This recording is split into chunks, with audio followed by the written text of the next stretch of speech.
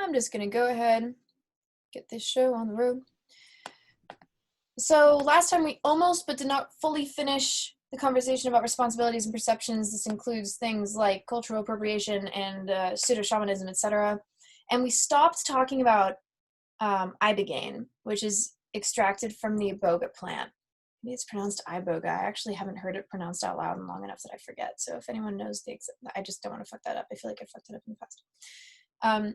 Now, typically, to administer this drug in Gabon and Cameroon in Africa, there requires like a 2-week foraging period where you go out and collect the materials and get educated about what it is that you're about to be doing. People popularized this as being a really powerful psychedelic that they wanted to do for recreational purposes, which was, kind of an issue because sometimes this drug can actually, or this plant can cause cardiac arrest and cardiovascular failure, which is a problem, obviously. But also there's the issue with Ibogaine being used in clinics. So it is one of the forefront treatments for addiction with extraordinary successes, truthfully. And for this reason, it's been used, especially in clinics opening in Mexico, for instance, where people in the United States who started the opioid crisis and now are suffering from it, of course, are going down to Mexico and engaging in these Ibogaine treatments, except that the actual communities that not only are kind of the protectors of these plants in their regions, but also use them for significant reasons, be them spiritual or cultural or medicinal or all three or any combination, are having reduced access to these plants as well as not receiving any kind of compensation or profit. So it's kind of similar to that one guy that Dutch dude that went to Africa and scrounged around in a bunch of countries to find the perfect strain of weed. And he was interviewed by Vice and they were like, yeah, these people that you're working with are impoverished and they get little bits of money along the way, but you're about to go make millions off of this strain.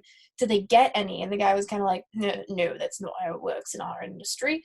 And it's the same kind of thing. It's kind of like white people go in and they're like, how about we take that and make money off of it? And we're going to pay peanuts to the people that help us along the way and have done a bunch of work with this and know a lot about it. And then once we've extracted what we need, we just bye and leave people with nothing. So this is one example of many of how this happens. Now, this was supposed to be my hard-hitting end of lecture last time. So the timing of this is a little bit off, but I want to pose some questions. The first of which is, why exactly are people who use drugs so heavily stigmatized? Now, one of the possible answers for this is that drug use is associated with a lot of things that are associated with poor social contribution and antisocial behavior, etc. But this is just one of those things where, on a social level, we focus quite a bit more on the short-term effects of a thing than the long-term effects of a thing. It's harder for us to understand the concept of longevity in terms of health, in terms of behavior.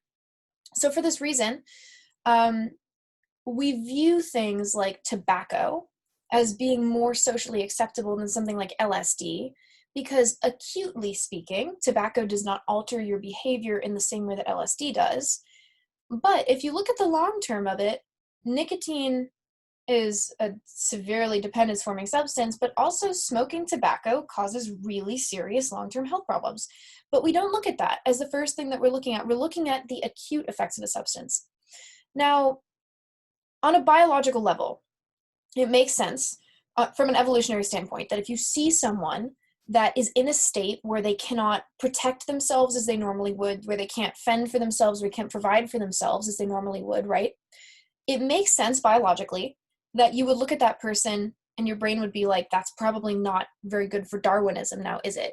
You see someone tripping balls in the forest and you ask them to eat a granola bar and they get distracted 30 minutes along the way. And then when they finally go to eat the granola bar, they start crying because it reminds them of a piece of carpet in a home that they once lived in.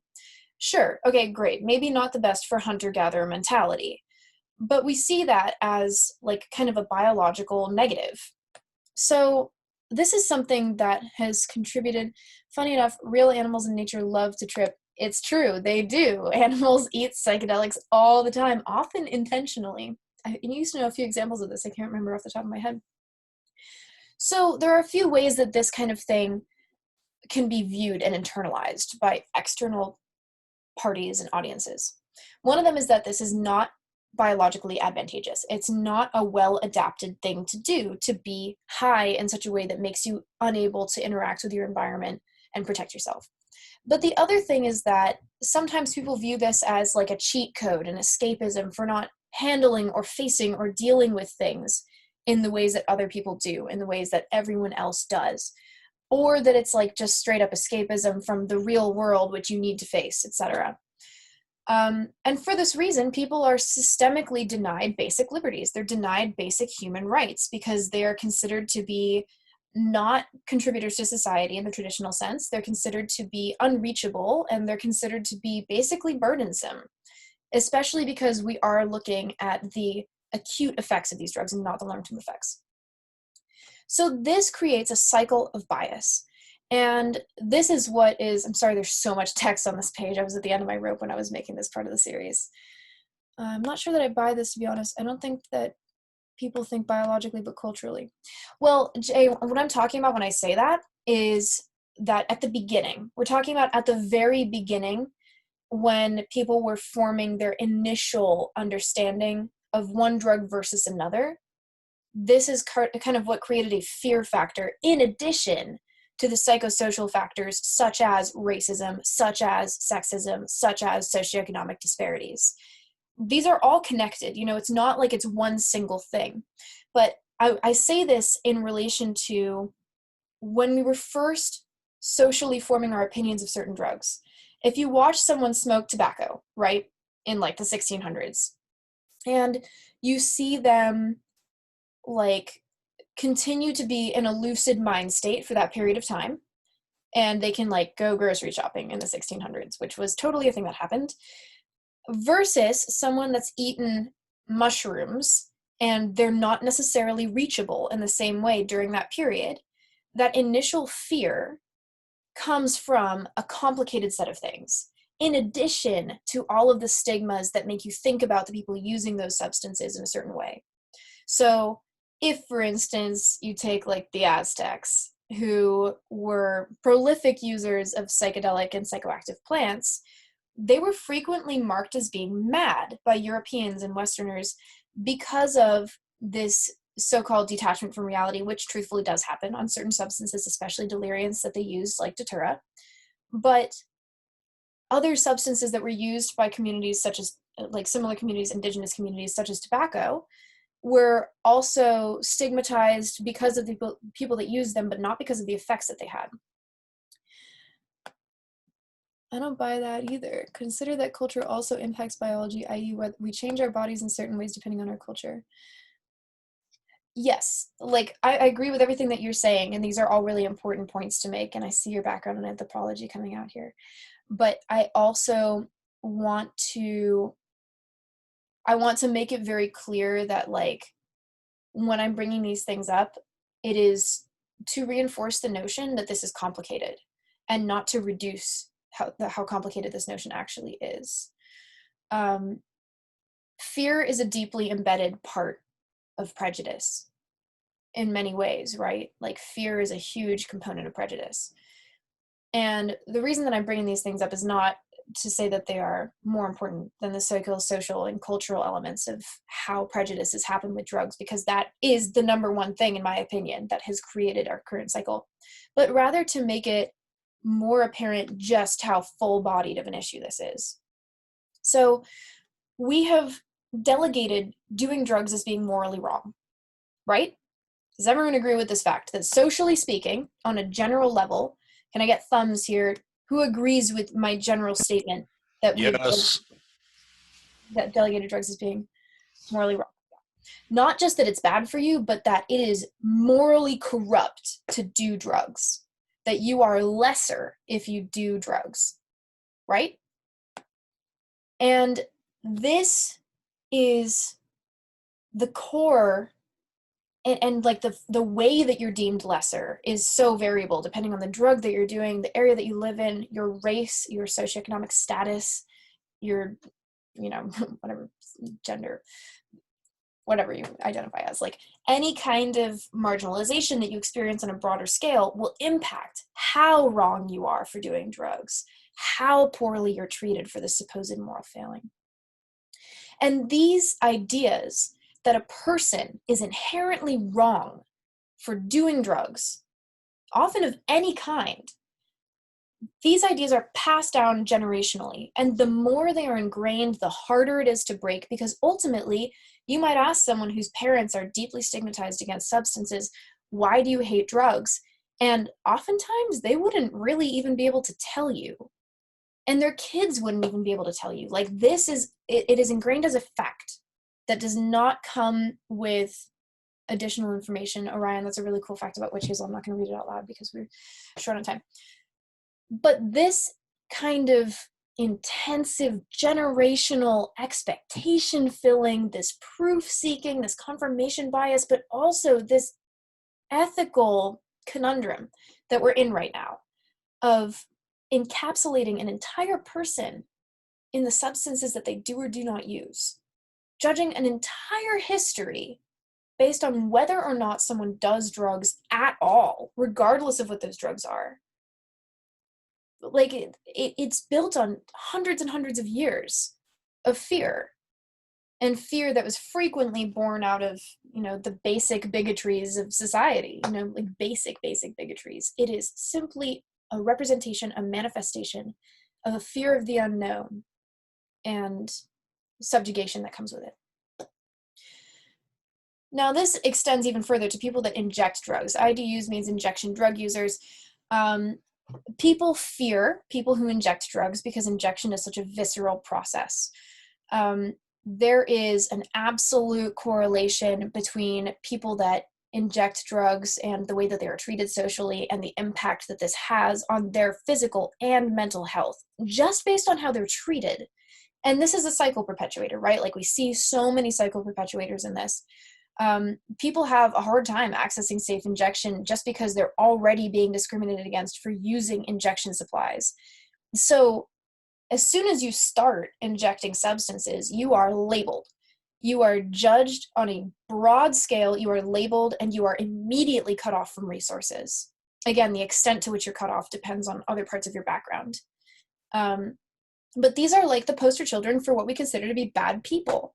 Freeloaders, unpredictable, unreliable, dangerous, failures. That is what we attribute to people who inject drugs. Again, it doesn't even matter really what drug you're injecting. If it wasn't prescribed by a physician and you're injecting it, you are cannon fodder for social ostracism. Like that is just what happens. Now, for this reason, I really encourage every single one of you to take time today to look through this lecture later and get familiar with this chart. Person-centric language is the start to breaking this cycle, aside from education about how these drugs actually work and where they come from and what they do, etc.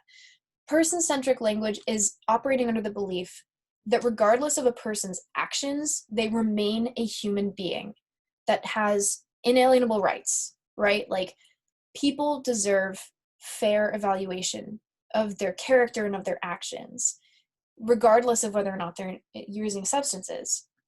So for instance, instead of calling someone an addict, right? Because frequently you call someone an addict if they have a problematic relationship with substances. You don't know if they're actually addicted to that substance. You don't know if they're physically dependent or psychologically dependent on that substance. Maybe they just have a problematic relationship with it. Maybe they're dependent on it because they have withdrawals, but they're not addicted to it because they don't have cravings. Maybe they're addicted to it because they have cravings, but they're not dependent on it because their body will be okay if they stop doing it. Calling someone an addict is an incredibly stigmatizing statement if you have no background on them and if they haven't self-referred as an addict. Like, you really need to be in that community to use words like that. And some people don't give a fuck, like this is as with anything. Some people don't give a fuck, but this is really good practice just in general of changing the way that you think about the people that you encounter. If you see someone that is acting erratic and they're on the street, don't call them a tweaker, right? You can say, that person's acting really wild right now. You have no idea who they are. No fucking clue. They could be on meth. Sure. They could be on crack. Sure. They could also just be having a really bad day. They could be having a psychotic episode. They could be like high on amphetamines that were prescribed to them by their doctor and having like some kind of stimulant psychosis. You have no idea. But what's even better about it is that you don't know who they are as a person. Saying things like junkie and tweaker erase the entire rest of that person's identity. They put them in a box that is entirely consisting of the drugs that they use. A person exists outside of that scope. Now, of course, when you look up things like addiction, you see images like this, right? Like this is an exact example, a prime example of how we personify and how we caricaturize people that we have deemed to be failures. Like, it's true that, yes, having an addiction to something, anything in general, can absolutely cause changes to a person's personality. But, and this needs to be updated because it's not just neurobiological, like having an addiction to anything is as social as it is biological. Nature and nurture play very harmonious parts in the development of addiction. So it's not as simple as someone being morally corrupt. It's not as simple as someone having failed. And that is where we fall short. That is where we do not give people credit. If it were as simple as someone failing, then we would have a completely different situation on our hands. You know, like this is not that. This is so much more complicated. We treat these people with disgust. We treat them with a complete absence of empathy. Frequently, our portrayal of addicts, and in traditional sense, include people of color, people that are low income, people that are housing challenged, without taking any consideration into the fact that maybe it's more based on how people are treated in the first place and the resources that they're not afforded that put certain demographics in positions like this. And the worst part is that, you know, this is like something that is experienced by all kinds of people, all walks of life. But the more marginalized you are, the more vulnerable you are, the fewer resources you have available to you. That is the crux of this, and it is a cycle. Oftentimes, physicians do not give people that are addicts or have a substance use disorder adequate pain medication, adequate treatment for their injuries, and because of this, people suffer from chronic pain and lifelong injuries that are not treated effectively. Frequently, people are not taken on as patients because it doesn't look good on a superficial level. In addition to this, there's significant racism in the healthcare system and the fact that people of color in the United States are not afforded the same quality of medication care that white people are. Approximately 4% of doctors in the United States are Black, and only 2.25% are Latinx. Now, this is something that like permeates all aspects of the healthcare system, right? Like lack of representation, lack of amplification of voices is like all throughout the healthcare system in every possible way. But this is, again, like I'm not going to just keep repeating myself. I think you guys already get the gist, which is that all of these things are interconnected. There is a cascade effect that comes from systemic inequality, and inequity specifically, that comes from systemic inequity that leads to a ripple effect of people who are not provided with resources adequate to maintain their physical and mental health, of people that are not afforded resources to upkeep their lives in a way that is productive and happy. And it's not because they're failures, it's because they are left out. Now here we are in the media, and because I'm already super late on this, I'm not going to get super into it. Some guy on Fox News compared smoking weed to the opioid crisis. There are many anti-drug programs in schools that are just like, if you smoke weed, you'll die. And that's like the extent of it. And then there are websites like this one, which is my least favorite. I wrote a really strongly worded letter to them when I was 17. They never answered me. I think this is drugfreeworld.org. It's like the worst. And they say something like, commonly known as Molly or ecstasy, MDMA can cause damage to the nervous system in your brain. Can anyone tell me what's wrong with that statement? It's only neurotoxicity under certain conditions, for one. Yeah, that is true. And it's very biased language. And the brain is part of the nervous system. Exactly. Not the other way around. Exactly. You cannot say damages the nervous system in your brain because the brain is a fucking element of your nervous system. So this is the kind of shit that is publicized with zero oversight whatsoever. Long-term effects of ecstasy, MDMA, it is as if the brain switchboard was torn apart, then rewired backwards. Then, of course, there's ecstasy over here. But ecstasy often contains hallucinogens. Can anyone tell me what's wrong with that statement? Well, I eat applesauce. They're not even naming the right drug class for one. Uh-huh. What else is wrong with the statement? Ecstasy often contains hallucinogens. Anyone know? Well, actually, the pills might sometimes, though, right? Because to my understanding, like ecstasy is usually a combination of MDMA and something else. Well, in the As tradition, far as the pills go. ecstasy is traditionally referring to pills, and for a while it was mainly like ecstasy would actually contain some kind of speed, like methamphetamine or amphetamine. That was really common, or caffeine is super common. It's one of the most common adulterants of pills.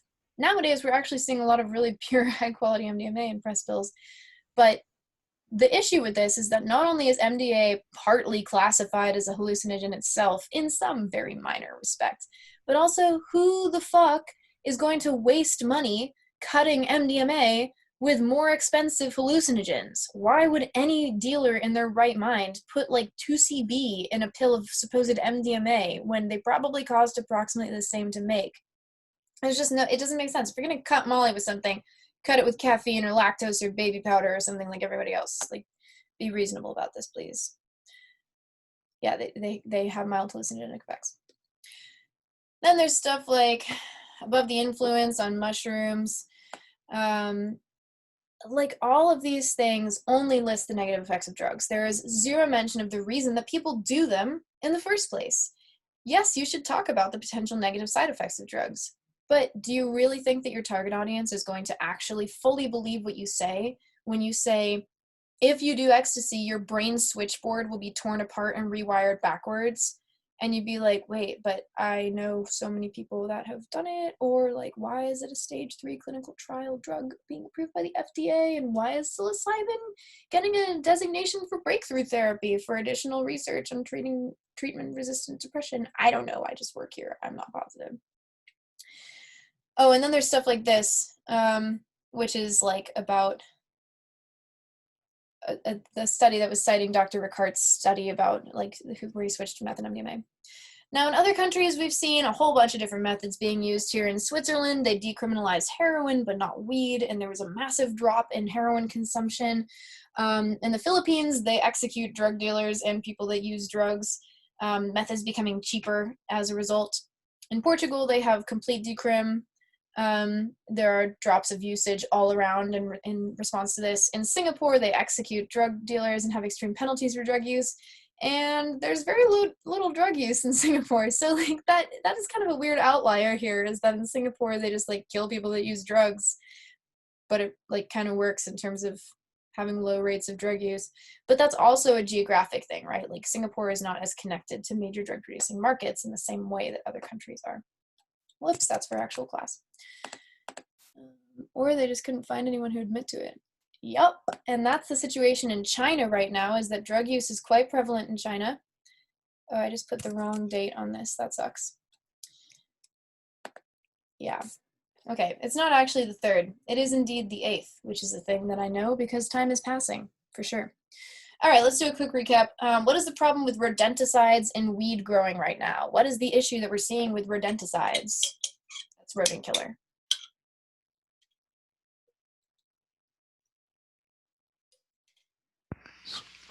Affecting other plants in the area too, if I'm not mistaken.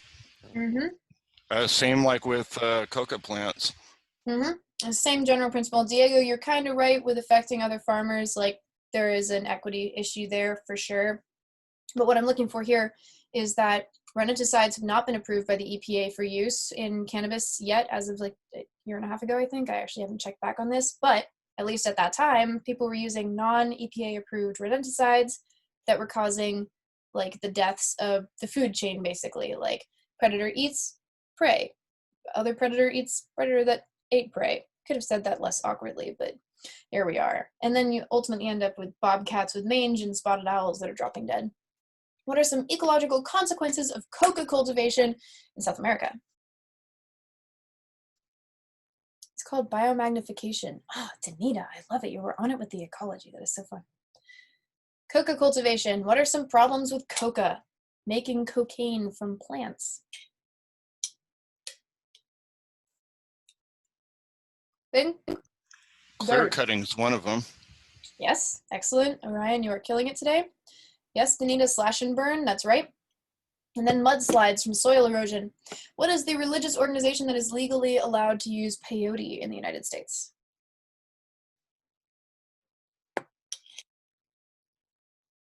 Native American Church. Yes, Danita, you're on it. What are some dangers of clandestine meth production? Explosions. Yes, I don't know who said that. Mark, Andres? Explosions, yeah. Place goes boom, shake and bake. Yeah, lots of different words. Okay, because we're behind once again.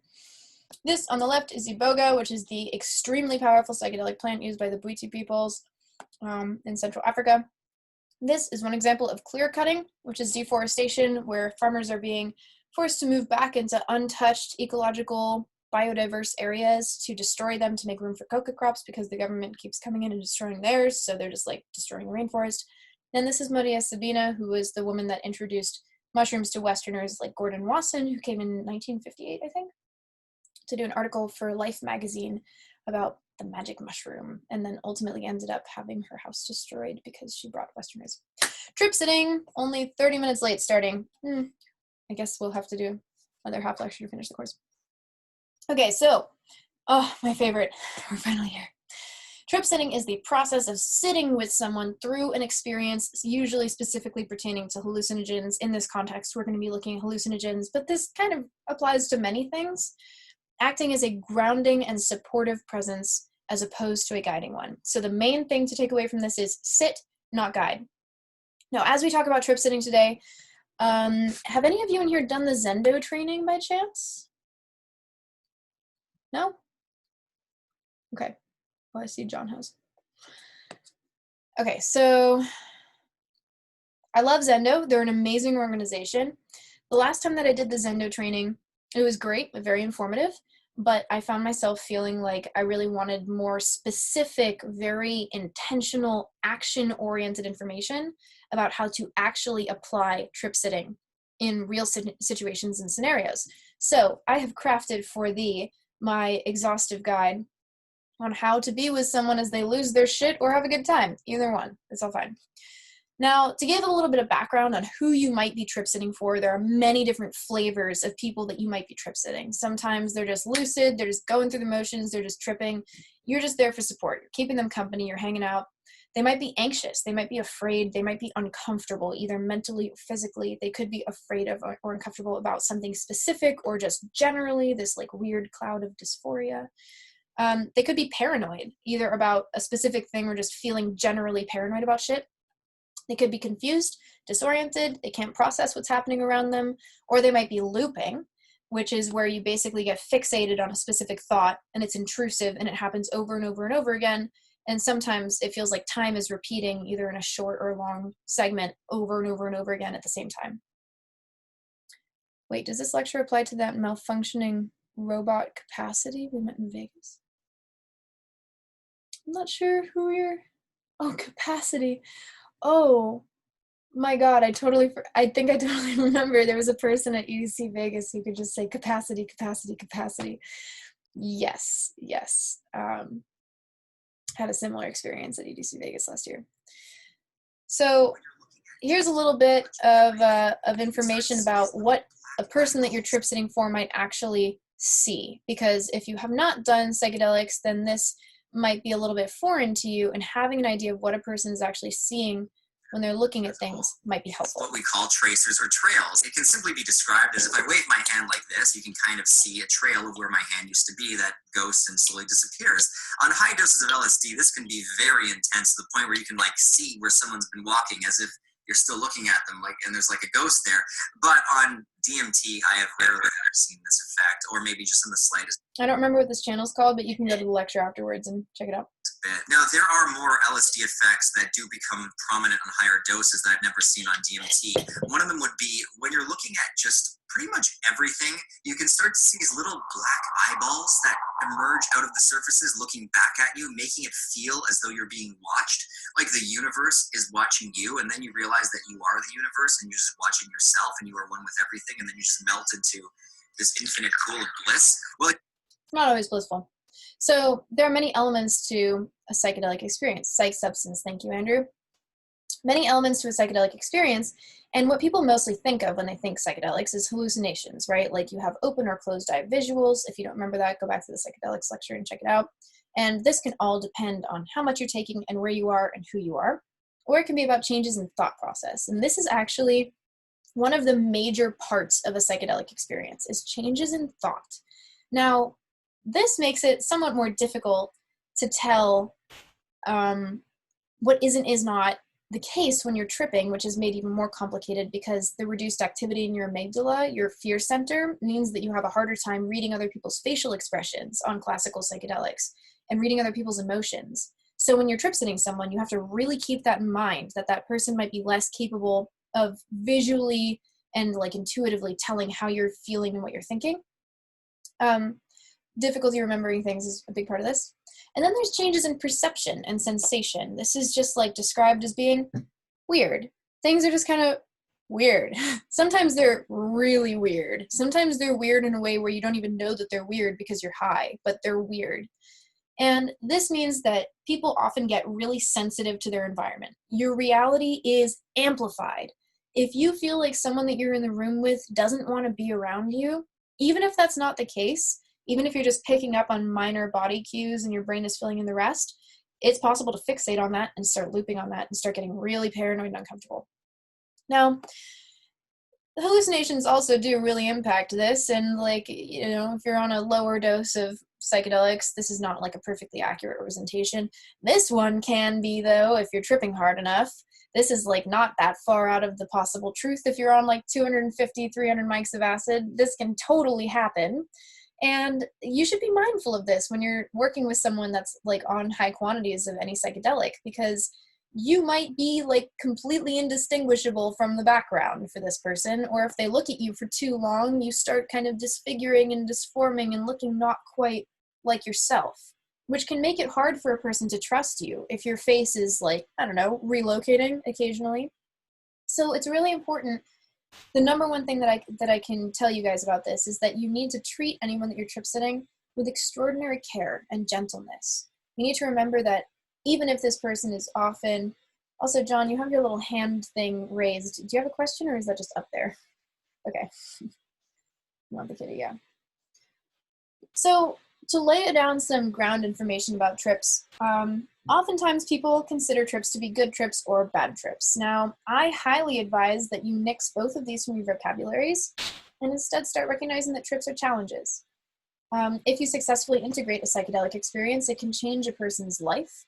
If you refer to it as a difficult experience instead of a bad trip, it can reframe what the person is going through in the moment so that it's not as frightening as before. If you have a predisposition to certain mental health conditions, which we've talked about and we'll go over again in this lecture, then a person may experience latent or exaggerated symptoms. This is a case-by-case basis. And also having intention setting, which we'll come back to again, and making sure that your environment is set up properly will minimize the risks affiliated with this. So, Diego, you said do tell about what? So when I say that trips are challenges, I mean that they can be challenging, right? Like tripping can be fucking hard work, even if you are a seasoned psychonaut. It can be tough. Oh, those are dumb. Difficult experiences can come in many shapes and sizes and forms. Your sense of self can be impacted. You might have an identity crisis or ego death when you're really not looking for it. Self-deprecating thoughts, not being able to remember that you're high in the first place, or not being able to reconcile the fact that your thoughts while you're on psychedelics might not actually transfer to real life, and forgetting that you're going to come down and things aren't as they seem. Not being able to remember things that have happened, like conversations. It's really common to be high on acid and be having a conversation with someone, and both of you just like at the same time just kind of like, What were we talking about? And that can happen over and over again. That can happen like 15 times in the span of 5 minutes. And if you're not prepared for that, and if the other person gets freaked out by it, you can start to really bounce off each other.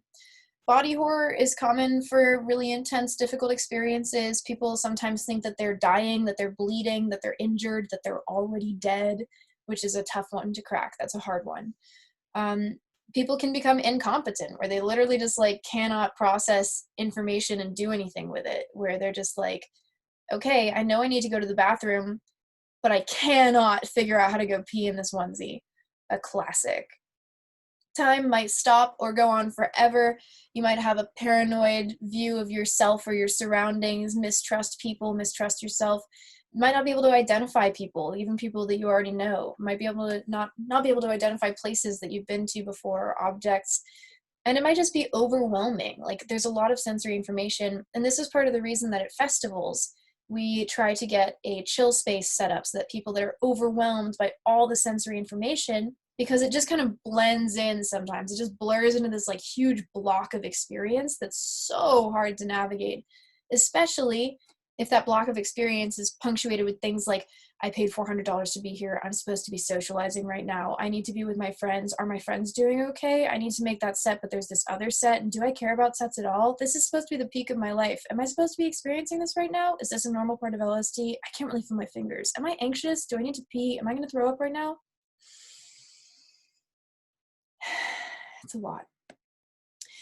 Positive experiences are frequently defined in very basic ways by people, that you generally just feel good, well-being, you're content, you're having these profoundly beautiful thoughts and experiences, everything is as it should be, you have these revelations. Now, there are two ways to define a positive experience. The first is, or you can combine them, The first is either that the experience is just like comfortable and beautiful and impactful and like feels good in the traditional sense. It is pleasurable. The other definition, though, and the one that I hope that anyone doing psychedelic chooses to adopt, is a positive experience is one that has a long-term positive impact on you. And the thing about this is that whether or not this trip has a long-term positive impact on you is going to be almost entirely determined by how you view it and how you look at it afterwards. Now, this is called integration. And I think that most of the people that I know that would list the number one most impactful psychedelic experience of their life will often say, it was one of the hardest things I've ever done, and it took me 6 months or a year to really understand how it was going to change me. It requires work. You can't just like take psychedelics and like be permanently changed. Like sometimes it happens, sometimes, but you can't go looking for it. If you go looking for it, you'll be sorely disappointed because you get the trip that you need, not necessarily the one that you want. And sometimes the trip that you need is one that just reminds you that some things are not in your control and you have to learn how to smell the roses in the process. Now, some struggles that people face while tripping. Probably the number one is set, your mental situation. This often comes in the form of decision-making, deciding satisfaction and comfort, being okay with the passage of time. Then there's your setting, which is the desirability of your surroundings. And this can either be your physical location or the people that you're with or both. Don't trip with people you don't like. Holy shit, don't trip with people you don't like. I'm telling you, you're not going to like them better while you're tripping. I promise. Can I get a show of thumbs for anyone that, don't out yourself, but knows someone that could be yourself who has tried to trip with people that they don't know or don't like and had it go horribly wrong? Maybe this is like not a good one to thumb, but anyway, like I'm sure that many people have either had this experience or like seen people that have. It's terrible. Do not recommend. Then there's your physiological needs. This is one of the first things that I advise that you check off with people that you're trip sitting or are having a hard time. Are you hungry? Are you thirsty? Have you slept recently? Do you need to pee? And I swear to you, the power of peeing is just insane. Like there's something about peeing. Ooh, that sounds awful, Orion.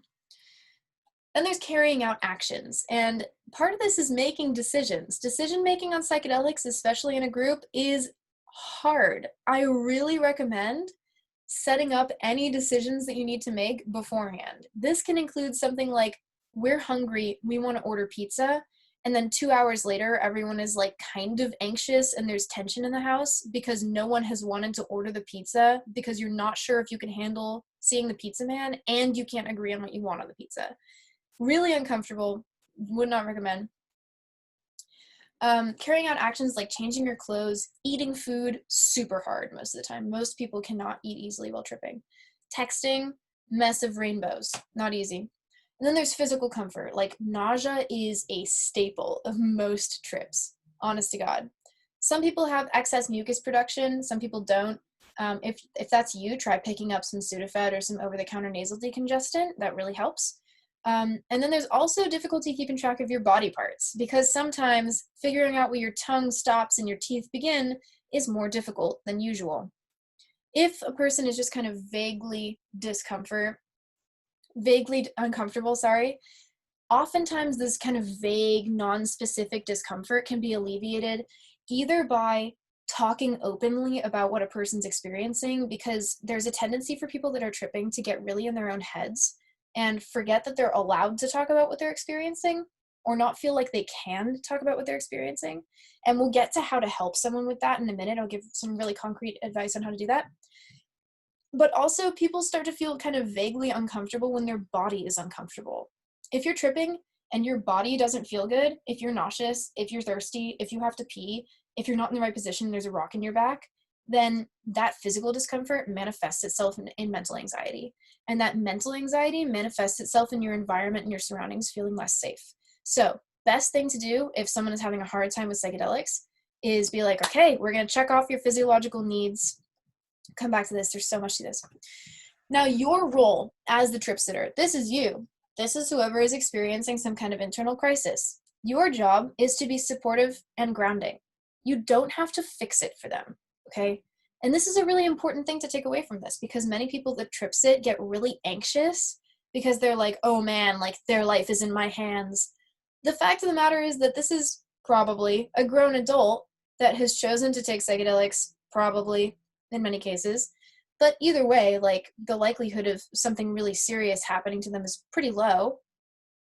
Your job is just to make sure that they're not, prone to like huge, massive explosion. And like, you don't have to let fear overcome how you interact with them. They're not going to judge you for being imperfect in the situation. Don't forget that, like if you're with someone that's on psychedelics and they're having a hard time, you are not responsible for making their trip good. You can't guide that. Like ultimately it's mostly up to them, like you can help. And most people will be really grateful that you would sit with them for this period of time. Oh, one time I got so anxious about taking care of my tripping friend at a club that I legit fainted on the dance floor when I was completely sober. Oh, that's terrible. You need to be non-judgmental of this person, calm, understanding, affirm your own boundaries, take care of yourself, but never ridicule the person who is tripping. Do not make fun of them or mock them for not being able to say their sentences the way they normally would, saying stuff that doesn't make sense, being confused, being emotionally volatile. Don't make fun of them. That is like the worst thing you could possibly do. That is a recipe for creating paranoia and mistrust. Yeah, this applies to pretty much anyone who's intoxicated for the most part. Even if you're joking, people are very sensitive when they're tripping. It can be really stressful. Again, you get the trip you need, not necessarily the one you want. Your job is to kind of be like, hey, I'm here, like I'm available. And there are ways that you can do that that isn't like petty. Like I'll get into that in more detail later. I could go on about this for hours. This person might go back and forth between feeling good and not feeling good. The trips have chapters. Most acid trips, in my experience, like with trip sitting and nothing else, are like 4 or 5 chapters, like the come up period, the adjustment period, the ridiculous period of exploring your environment, that one period where everyone goes into thinky time for a few hours. Then you get distracted by something, someone's really physically uncomfortable, you all are trying to figure out what to do with yourselves, you wish that you weren't high anymore, and then finally everyone's in this like very chatty space and exhausted, but they can't sleep yet. There are chapters. It will change frequently throughout this. Now, to give a little bit more concrete information about what constitutes set and setting, your mindset might consist of how you're thinking about your experience. This is one of the most important things about a psychedelic experience, is not necessarily like what exactly is happening during it, but how you're conceptualizing it. When you think of what you're trying to get out of this trip, thinking about it in terms of there is always a lesson. There's always something to be learned. I guarantee it. If anyone here has a trip story where they're like, nah, bro, like this, there's nothing that was positive about this. There is no good that came from this. Bring it to me and I can show you the lesson. I swear there is always a lesson in every trip. They might be super abstract sometimes, but that's part of tripping, is learning to find the lesson. And this translates beautifully into daily life as well. There's also what you're choosing to think about. And this is not always within your direct control, right? Like sometimes your brain just goes elsewhere while you're tripping. It happens. But being intentional about what you're thinking about, forcibly redirecting your thought processes, and giving yourself space to think about things that are uncomfortable while knowing your own limits while you're tripping is a very valuable skill that's not always possible. And then there's how you're expressing yourself. And this can get harder and harder the higher of a dose that you're on and the less close you are with the people that you're around. But how you express yourself dictates how well other people understand what you're going through, and it dictates how well other people can help you. Your setting or your environment is like the more basic stuff: music, comfort items, the people that you're with, your physical location and space, and whatever it is that you're currently doing. These are all things that constitute your setting. And I put music first for a neurological reason that we'll come back to next week. Now, I think a big thing that trips people up about how to communicate with their charge while they're trip sitting is that they're like, I don't want to be too anxious about this, or like hover or kind of like wring my hands over you. I want to give this person space, but I also want to check in on them. I don't know how to do it. Now, a really good way of doing this is to be like, hey, if you want to talk about what you're experiencing during this trip, I would love to hear it. You totally don't have to, but I'm all ears if you ever want to vocalize what you're feeling or seeing. Oftentimes, someone will be kind of like, I can't, like, I don't know, I don't have words, I can't do it, like verbal expression is too hard. This is the time where you make it abundantly clear to the person that you're with how much you want to be there. People that are tripping are like babies and dogs. They can smell fear. If they're aware of the fact that you feel like on edge about whether or not you can help them, that will often make people pull away. Like, they need you to be sober and calm. That's what they need from you.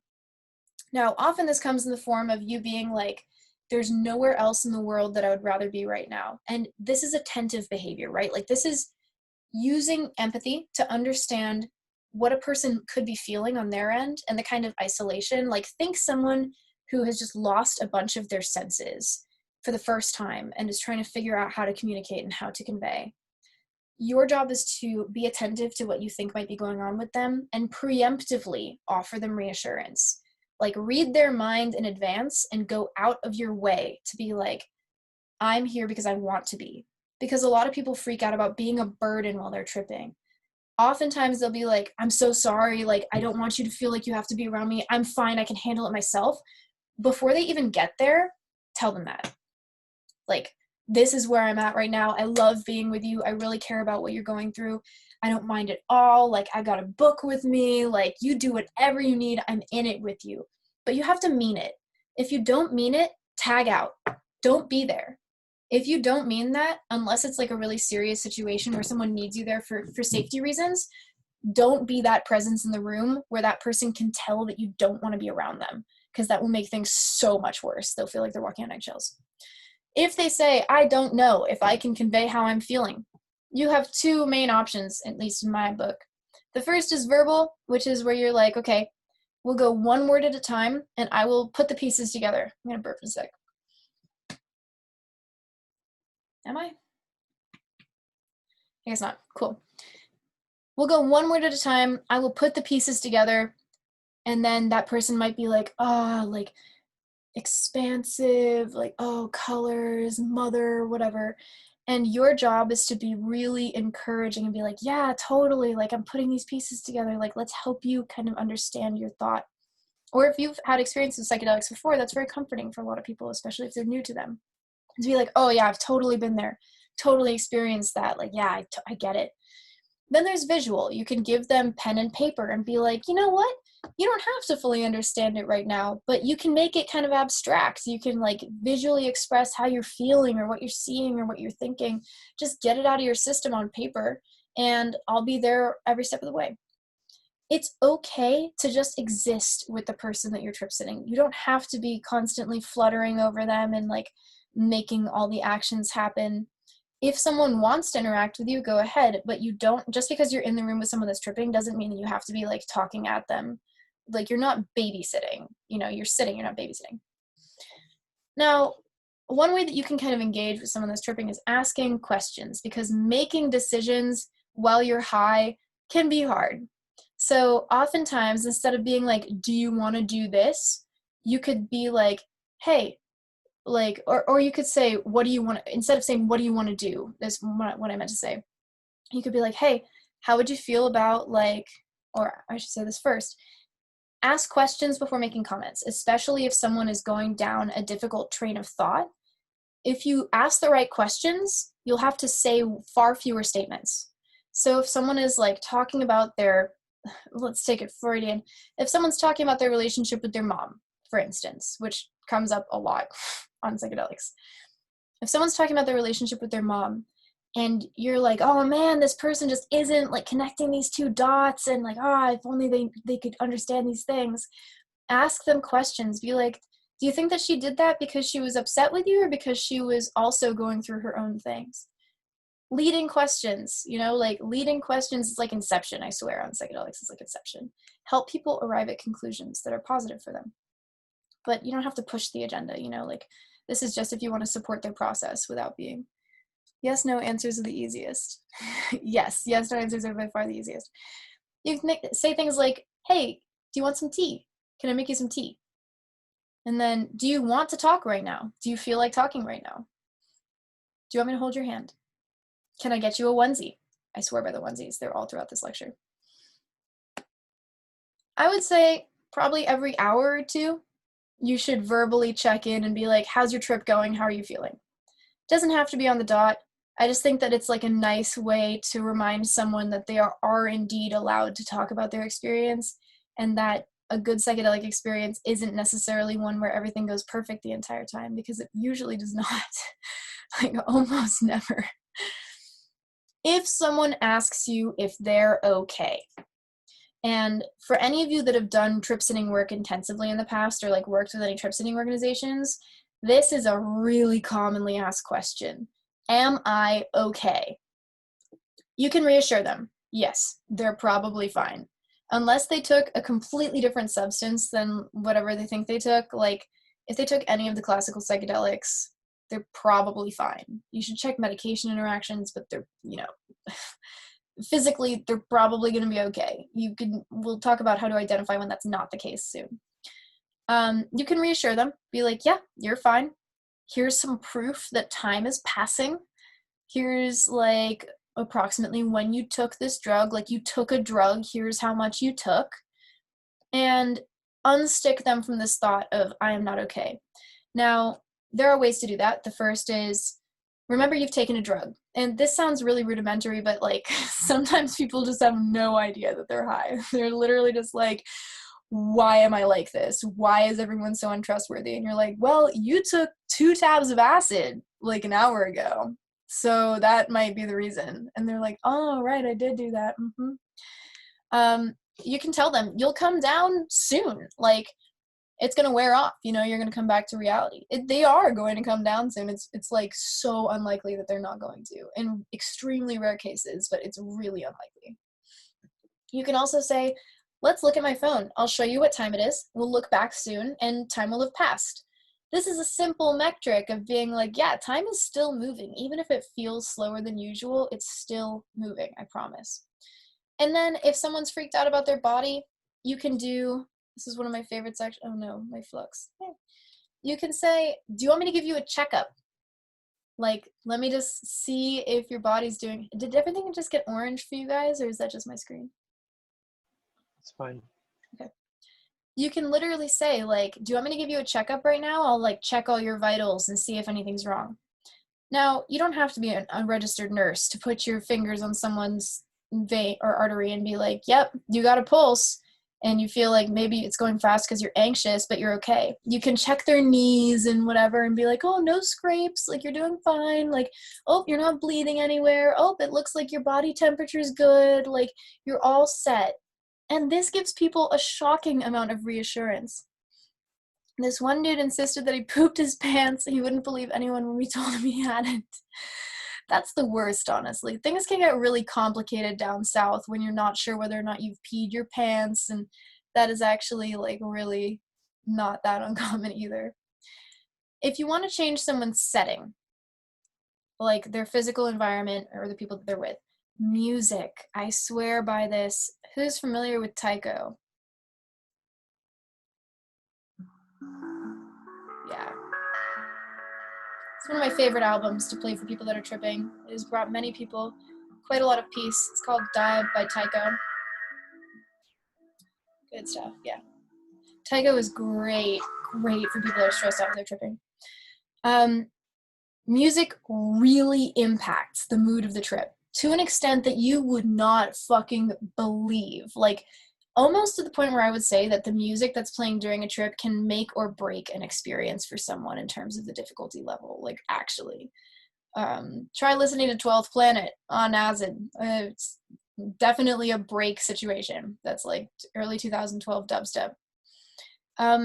You want something that's harmonic, generally speaking, that doesn't repeat too much, that isn't super somber most of the time, although you can kind of tailor that to the kind of experience someone's having. I'm specifically referring to someone that is anxious or uncomfortable, and you're trying to help them move out of that state.